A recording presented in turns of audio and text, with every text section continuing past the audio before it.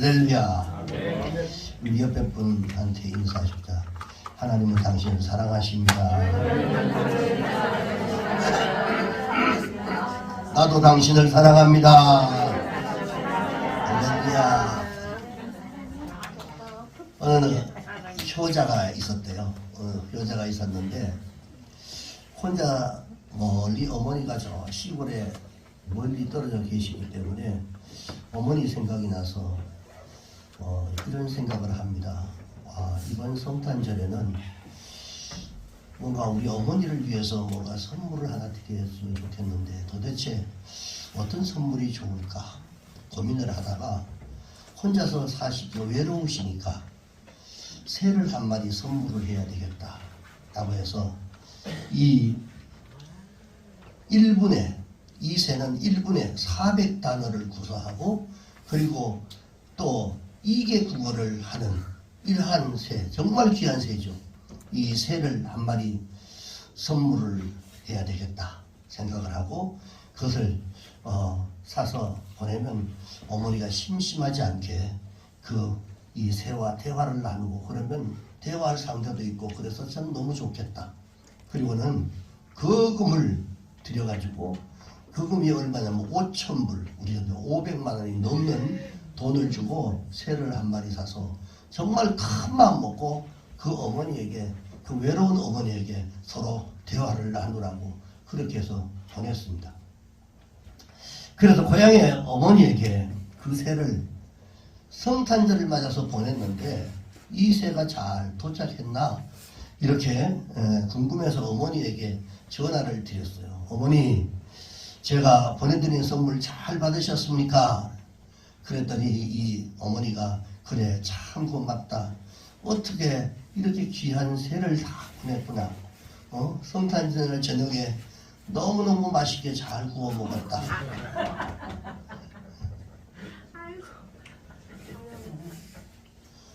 5,000불짜리 새를 여러분 이게 무슨 안주도 아니고 여러분 선물 참 기가 막힌 얘기입니다. 선물이라고 하는 것은요 아무리 자기가 정성을 들이고 그 값이 가치가 나가는 선물이라 할지라도 그 받는 입장에서는 그 가치를 만약에 모른다면 그런 비슷한 낭패 일들이 여러분 생기게 돼 있습니다. 선물을 받았는데 도대체 이 선물의 가치가 뭔지도 알지 못하는 사람들은 이런 일들이 그냥 단순하게 정말 웃을 일인데 이러한 일들이 많이 일어난다는 거죠. 하물며 하나님께서 독생자 예수 그리스도를 우리의 인생을 위해서 이 땅에 보내셨는데도 불구하고 이 땅에 있는 사람들이 이 빛, 주인이 이 땅에 왔을 때 세상 성경에 보니까 세상이 알지 못했고 그를 영접하지 않았다 라고 엄청난 선물을 우리에게 줬는데 이것을 받아들일 수가 없었다. 오늘 이 성탄절을 앞두고 먼저 우리가 성탄의 본연의 목적이 뭔가 하는 것을 우리가 아는 것이 중요합니다. 그래야만 성탄을 우리가 맞이할 때 성탄절 해마다 돌아오는 이 성탄절을 어떤 마음으로 우리가 맞이해야 할 것인가를 우리가 마음으로 준비하지 않으면 안 된단 말이죠. 그래서 오늘 이 본문 속에서 우선 3가지 정도를 추적하면서 이 말씀 가운데서 추적하며 이 성탄의 진정한 의미들을 뭔가 하는 것을 좀 보았으면 좋겠습니다. 먼저 이 성탄절의 궁극적 제1의 목적은 죽을 수밖에 없는 죄인을 구원하기 위한 하나님의 선물이었습니다. 아멘. 그러니까 우리 인생은 하나님을 떠나면서요 멸망하고 소망이 완전히 끊어진 이런 흑암의 자리에 앉아서 영원히 죽을 수밖에 없는 이런 죄인 중에 죄인들이 되어버렸습니다. 그런데 이 아들 예수 그리스도를 성탄의 기적과 사건을 통해서 우리가 다시 건짐을 받고 그리고 영원한 생명을 얻게 되었다는 것입니다. 자, 이것이 하나님의 아들이신 예수 그리스도가 이 땅에 오신 아주 중요한 성탄의 목적입니다. 두 번째는 이 저주의 땅, 병들어 버렸던 이 땅, 그리고 병든 마음, 고난과 아픔, 질고해 아파하던 이러한 모든 만민들을 구원하시고 이 어둠의 세상을 빛된 소망을 바꾸기 위해서, 그 소망으로 바꾸기 위해서 아들 예수 그리스도를 보낸 사건이 바로 성탄입니다. 절망에 앉아있던 우리들이 아들 예수가 내게 찾아오심으로 말미암아 그 사건이 나에게 은혜로 덮어지게 되고, 그 사건을 통해서 내 인생이 변화되고, 그리고 내 삶의 자리가 바뀌고 절망이 소망의 자리로 바뀌게 된 것입니다. 그러니까 우리는 우리 힘으로 바뀌어지는 게 아닙니다. 우리가 예수 안에 살았으면서 오랜 예수를 믿다 보면 변화가 옵니다. 바뀌어집니다. 이게 내 힘이 아니라 하나님 그리스도의 힘입니다. 아멘. 이 병든 땅이 여러분 고침을 받고 절망의 땅이 빛의 땅으로 바뀌어지는 이 기적이 우리를 중심으로 삶 속에 조금씩 드러나기 시작한 겁니다. 아멘. 그래서 이것이 바로 성탄제의 두 번째 목적입니다. 자, 첫 번째 목적이 죽을 생명을 구원하기 위해서 이 땅에 오신 그 성탄의 목적이라고 한다면, 두 번째 목적은 뭐냐? 어둠과 절망스러운 이 병든 땅, 병든 마음을 고치기 위해서 주님이 이 땅에 오셨고, 그리고 세 번째 가장 중요한 성탄의 목적은 우리 지난주에도 말씀드렸지만 그 성탄의 목적은 영원히 우리와 함께 하시려고 오셨다라고 합니다. 아멘. 여러분 잘 기억하시기 바랍니다. 성탄의 목적이 다른 게 아닙니다. 죽을 생명을 구원하기 위해서 오신 성탄절, 그리고 어둡고 절망의 땅, 병든 마음을 고치기 위해서 이 땅에 오신 분, 아멘. 그리고 가장 중요한 성탄의 목적은 바로 임마누엘, 영원한 임마누엘, 우리와 함께 하시기 위해서 이 땅에 오셨다라고 합니다. 자, 우리가 외로운 자리에 있든지 낙심의 자리에 있든지 어떤 소망의 자리에 있든지 간에 이제는 떠나지 아니하시고 임마누엘로 이 땅에 오셔서 우리와 영원히 내주하시려고 그 아들 예수 그리스도를 성탄의 선물로 우리에게 주셨단 말이에요. 이 엄청난 선물. 아까 그 새를, 그 비싼 새를 그냥 아무 느낌 없이 그냥 본인이 평생 동안 돌아가실 때까지 그 어머니가 대화 상대로 삼고 이 적정한 그 인생을 바뀌게 하기 위해서 그 아들이 보냈는데도 불구하고 그걸 구워 먹어버린 그런 엄청난 일한 잘못된 생각. 예수 그리스도를 우리를 위해서 보냈음에도 불구하고 우리는 그것을 전혀 누릴 수 없는 이러한 삶을 우리는 살고 있습니다. 자, 그렇다면 이렇게 궁극적인 성탄의 목적을, 세 가지 목적을 기억하면서 어떻게 오늘 사는 이 현대인들이 이 성탄을 준비해야 할까라고 하는 부분들을 오늘 살펴보려고 합니다. 자, 이 성탄의 놀라운 사건. 그래서 오늘 성탄을 준비하는 사람들, 여러분 우리 옆에 분하고 한번 인사하십시다. 기쁨으로 성탄을 준비하십시다 라고. 기쁨으로 성탄을 준비하십시다. 다시 한번 더 기쁨으로 성탄을 준비하십시다. 아멘. 자, 그렇다면 이 성탄의 놀라운 사건이 왜 준비된 사람에게 임하는가 라고 하는 이 성경을 통해서 우리가 추적해 볼 필요가 있는데 18절 말씀 한번 봅시다. 우리 같이 한번 읽읍시다. 시작. 예수 그리스도의 나심은 이러하니라. 그의 어머니 마리아가 요셉과의 약혼하고 동거하기 전에 성령으로 잉태된 것이 나타났더니, 자, 여기에 지금 유대의 한 청년과 한 처녀의 이름이 등장을 하게 됩니다. 그런데 그 이름이 너무나도 유명한 바로 예수의 육신의 아버지 되시는 요셉과 그리고 어머니 되시는 이 마리아가 동시에 같이 나옵니다. 근데 이 두 사람은 많은 학자들에 의해서 연구가 거듭되었는데 아주 중요한, 성경 속에 아주 중요한 인물들입니다. 그런데 이 두 사람이 얼마나 하나님의 역사 안에서 그 철저하게 준비되어진 사람들인가 하는 것을 우리가 성경을 조금만 더 깊이 보시면 우리가 다 알아챌 수 있을 만큼 그만큼 중요한 사람들입니다.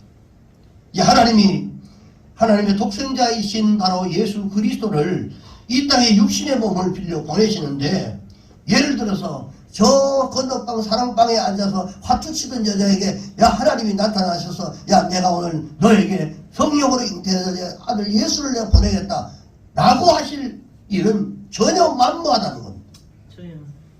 자, 그러면 여기에서 보면 이 마리아는 아름다운 준비된 한 처녀의 몸에 성령으로 고지되고 그것을 통해서 예수 그리스도가 태어났습니다. 그리고 이 마리아는 어떻게 준비된 인물일까요? 우리가 보면 어떻게 준비됐다는 사실을 우리가 알 수 있느냐 하면, 자 보십시오. 하나님이 자신의 전 존재 속에, 전 인격 속에 임재하기까지는 몇 가지 전제하는 그 단계가 분명히 있습니다. 그냥 하나님이 그냥 아무나에게나 그냥 야 너 잉태해서 예수라고 하는 아이를 태어나라 이렇게 하시는 않는단 말입니다. 먼저 마리아가 성령으로 잉태되었다는 이 사실을 알게 된 동기가 뭡니까? 이 가브리엘 천사의 예고였어요. 그런데 이 내년 이맘에 내 몸속에 성령으로 잉태된 아기 예수가 태어날 텐데 그 이름을 태어나면 예수라고 하라라고. 그러자 마리아가 이 사실에 대해서 너무나 당황합니다. 아니 나는 사내의 경험이 없는 사람이 어느 날 갑자기 이상 중에 이런 예고를 받았을 때 정상적인 이상을 가지고 있던 사람 같으면 여러분 이걸 어떻게 받아들이겠습니까? 사내를 알지 못하는데 어떻게 아이를 갖느냐 말이죠. 보통 사람들 같으면 쉽게 이해할 수 없는 이런 일입니다. 그런데도 불구하고 마리아는 결국 어떻게 고백하냐면 참 이 중요한 얘기입니다. 누가복음 1장 38절 말씀 보니까 마리아가 이르되 주의 여종이오니 말씀대로 내게 이루어지이다. 이때 천사가 떠나가니라. 아멘. 그 말씀대로 그대로 이루어지도록 그걸 원했던 겁니다.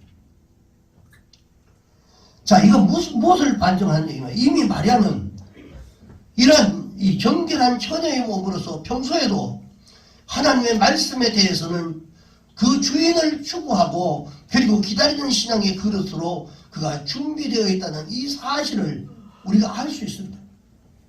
준비되지 않고는 절대로 그걸 할 수가 없습니다. 그래서 여러분 오늘 우리가 기도하지 않던 사람이 오늘 갑자기 어떤 불행한 일을 당했다고 가정을 합시다. 그러면 폭풍우가 몰아치고 이런 닥쳤다 해서 갑자기 하나님 앞에 기도가 되겠습니까? 그럴 수 없습니다.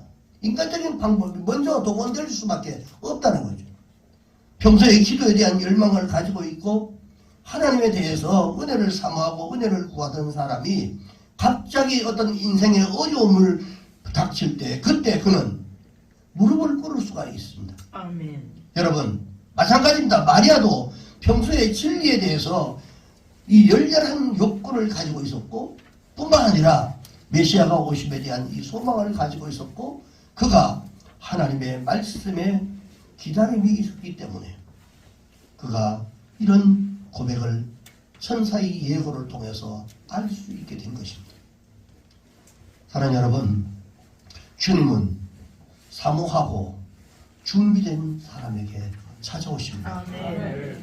하나님 성탁이 그냥 오는 게 아니라 아버지. 하나님을 사모하고 그분의 오심을 기다리는 사람들에게 정신없이 바빠가지고 막 왔다 갔다 하다가 오늘 성탄 전에 주님이 오신 날이구나 그게 아닙니다. 그래서 성탄을 미리 준비하는 것들이 정말 중요하다는 거예요. 아멘. 왜? 그분이 내 안에 들어오시면 내게 오시면 내 인생 자체가 달라지기 때문에 그렇습니다.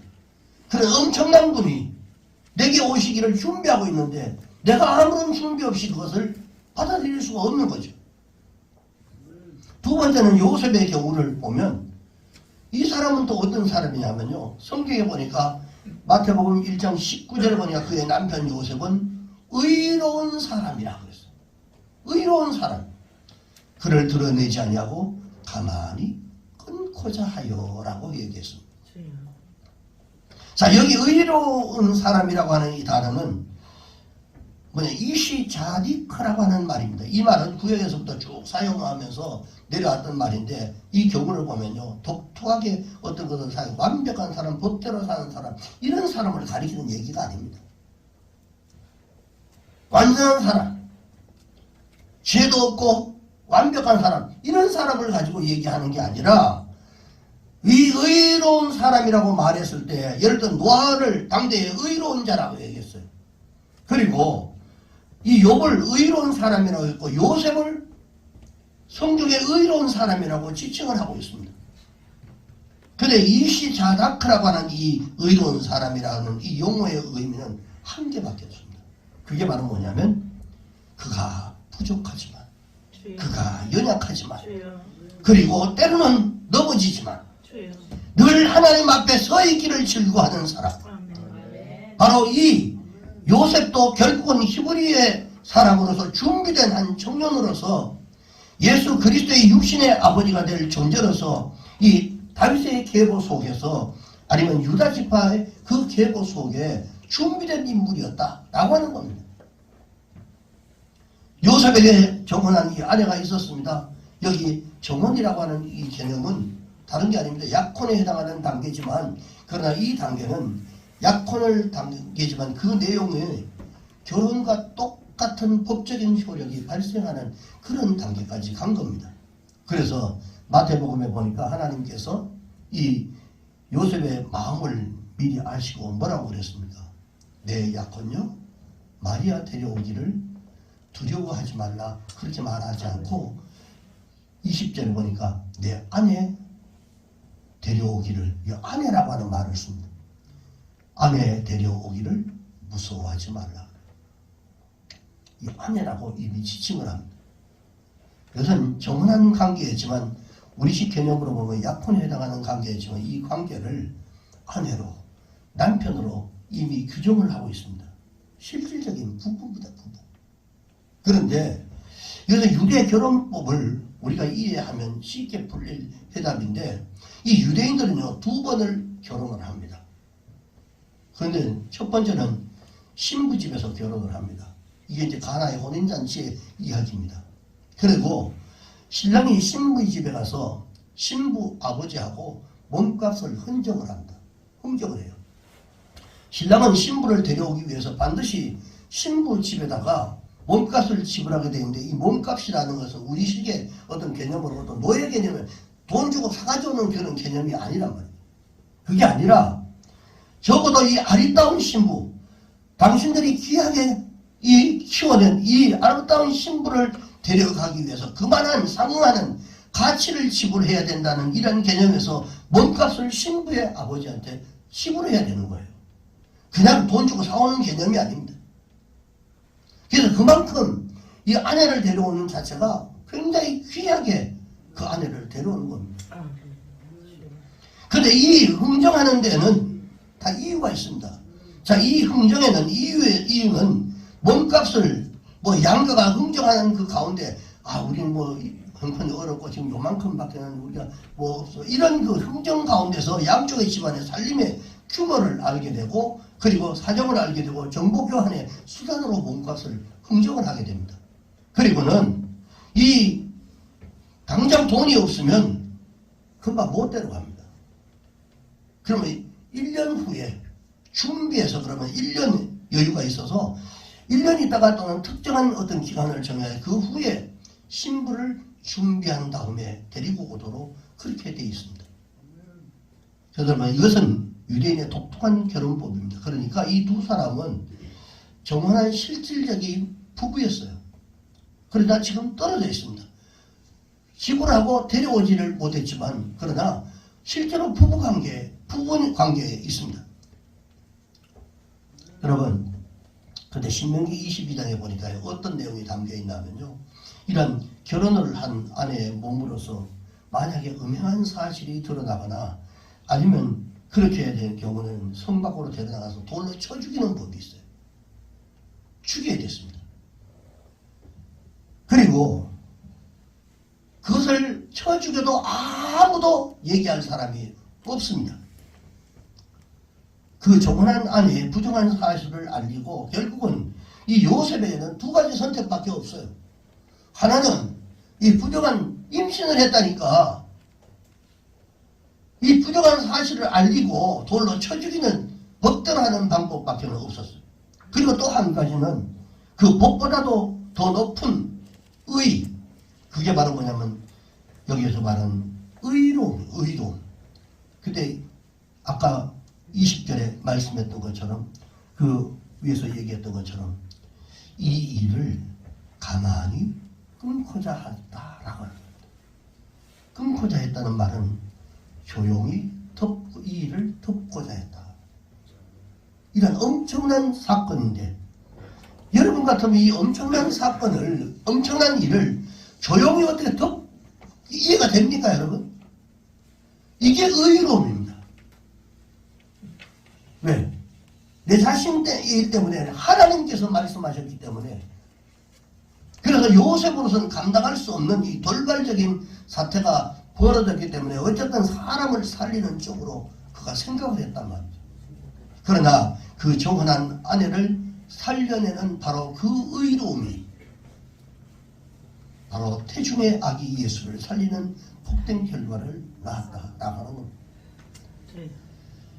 여러분, 우리는 이번 이 성탄을 통해서 덮어주고 살리는 의로운 여러분 되시기를 주의 이름으로 축원합니다. 아멘. 성탄을 준비하는 사람은 마리아처럼 말씀이 임하면 액면 그대로 받아들여야 돼요. 아멘. 그리고 황당한 욕구가 우리에게 주어졌다 할지라도 주의 뜻대로 이루어지이다라고 고백하고 아멘. 담대하게 이것을 받아들일 수 있어야 한다는 겁니다. 아멘. 자, 이 일로 말미암아 자기에게 떨어질 그 운명에 참으로 힘들고 참혹한 이런 일들이 예상된다 할지라도 그것을 아멘으로 주님이 말씀하시면 아멘으로 받으셔야 돼요. 아멘. 그리고 마지막으로 25절에 보니까 이런 말씀을 하고 있어요. 마태복음 1장 25절은 아들을 낳기까지 동침하지 아니하더니 나음에 이런 걸 예수라 하니라. 아멘. 앞으로 어떤 일이 어떻게 벌어질지 알 수는 없지만 마리아와 요셉은 자기의 운명 속에 피할 수 없는 이 사건을 서로 감당하기로 서로 합의를 합니다. 하나님께서 말씀하셨고 우리가 하신 일이기 때문에 정하신 일이기 때문에 우리가 그냥 조용히 덮고 그리고 우리 합의하고 이 일을 우리 감당하자라고 합의를 하게 됩니다. 그리고는 그 아내를 데려옵니다. 그냥 어떻게 데려올 수 있습니까? 그것은 자기가 그 마음에 정하고 그리고 조용히 이 일을 덮고자 하고 그리고 그런 마음을 가졌기 때문에 데려온 겁니다. 그리고 여기서 요셉의 모습을 보십시오. 그 아들 예수 그리스도가 온 세상의 빛으로 드러내기까지 그 아내와 동침하지 아니했다라고 성경은 기록하고 있어요. 그걸 알면서도 데려갔으면서 절대로 그 아이가 태어날 때까지 절대로 동침하지 않았다. 자, 이 경건한 젊은이의 실제적인 삶 속에서 하나님의 때와 그 시기를 기다리는 경건한 믿음의 절제와 인내를 우리는 여기서 만날 수가 있습니다. 하나님의 시간을 기다린 겁니다. 아멘. 그리고 이 경건의 연습이 평소에 되어지지 않으면 이러한 신앙의 절제와 경건의 인내가 절대로 불가능합니다. 오늘 이것이 바로 요셉과 마리아를 통해서 성탄을 준비하는 이러한 사람들의 아름다운 전형의 모습을 우리가 볼 수 있습니다. 성탄은 이렇게 준비된 자들에게 일어나는 기적의 사건인 줄 믿습니다. 아멘. 결론적으로 말씀드리면 첫째는 하나님의 말씀이 내 생애 속에 그대로 내 존재 속에 전 믿음의 분량을 통해서 그 말씀을 받아들이는 거예요. 그리고 두 번째는 법적인 의미가 아니라 그 법을 능가하고 돕는 하나님의 거룩한 의를 우리가 준비해야 된다는 것입니다. 아멘. 왜냐하면 우리에게 주어질 구원의 선물과 그 축복이 예수 그리스도의 흘리신 보혈의 피를 통해서 주시는 바로 그 구속의 은혜이기 때문에 그렇습니다. 아멘. 그럼 이것이 바로 성탄을 준비하는 사람들의 마음이어야 되고요. 심령이어야 한다는 것입니다. 아멘. 요셉과 마리아는 실제 자신의 현실 속에 부딪혀 여러분 피할 수 없는 사건을 그 말씀대로 그대로 실천하고 그리고 받아들이고 그리고 순종했던 사람들입니다. 여러분 하나님의 의로움을 준비하시기를 바랍니다. 아멘. 그리고 경건하게 기다리시기를 바랍니다. 아멘. 그리고 기쁨으로 이 성탄을 준비하십시다. 그리고 이번 성탄이 어떤 성탄절보다도 주님께서 부으시는 그 은혜가 여러분들에게 넘치기를 주님의 이름으로 축원합니다. 아멘. 기도합시다.